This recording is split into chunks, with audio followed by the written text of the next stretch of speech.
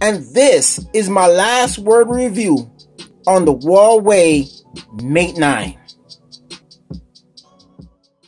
The build of this phone is phenomenal. You got a nice aluminum build. You got the chrome accent around the fingerprint scanner. This is hot. You got a little hint of antenna lines. Huawei, you did a fantastic job blending a little bit of plastic with a nice, strong aluminum build. Look at it.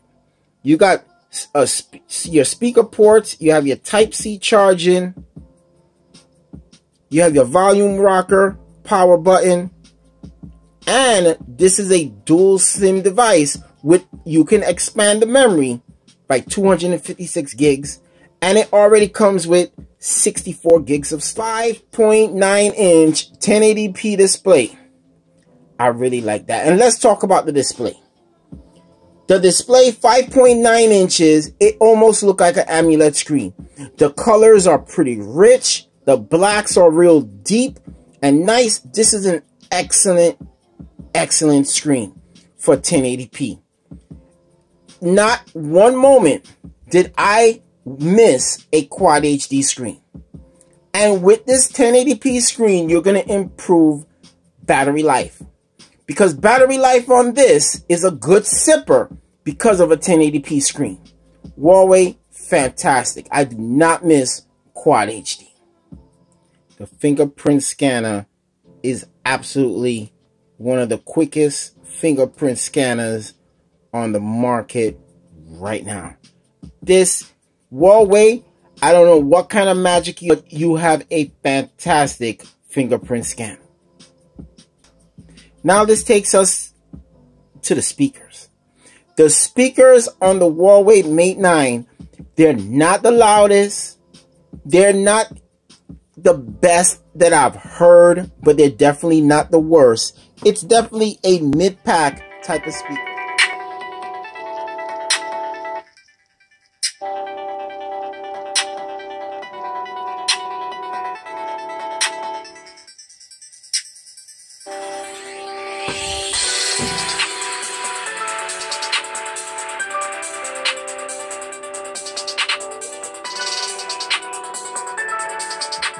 So the Huawei Mate 9 speaker is acceptable, is not phenomenal at all. So now this brings us to the camera.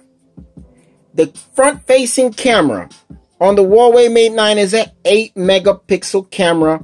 And may I say, it's a pretty good. A matter of fact, it's amongst the top front-facing cameras on the market today.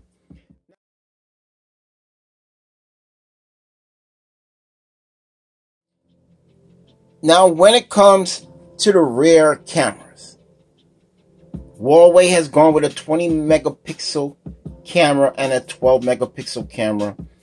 And these cameras are amongst the best on the market right now. Pretty good cameras on a smartphone that is not amongst the top when it comes to price.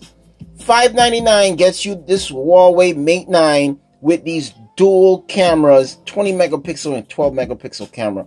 Incredible. You got a laser type autofocus and dual LED flash, and they deliver some real high quality shots.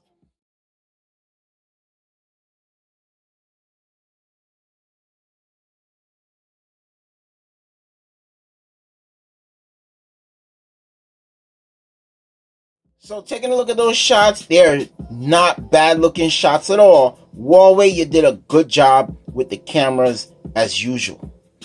Now, when it comes to the OS, when it comes to Huawei skin over Android, it is not bad at all. Huawei, you got something going on here when it comes to the UI. I don't have a problem with it. This is one of the phones where I didn't have to download the Google Now launcher. I feel pretty happy with this launcher. I have no problem just looking at it at the naked eye. You might just think it's an AMOLED screen. That's how good this screen looks. 4,000 milliamp hour battery makes this a fantastic phone.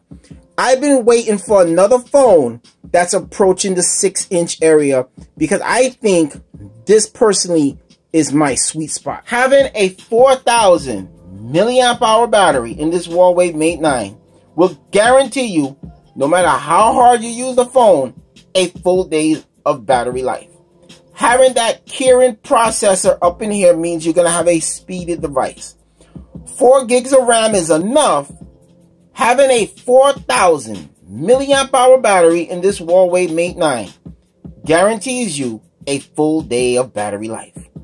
Fast charging, now you're going to have to use the charging brick that's provided to you with this phone to get that fast charge. A full day of battery life within 30 minutes of time.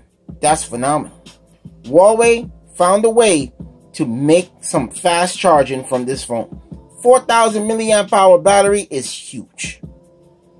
And the battery life is matching up.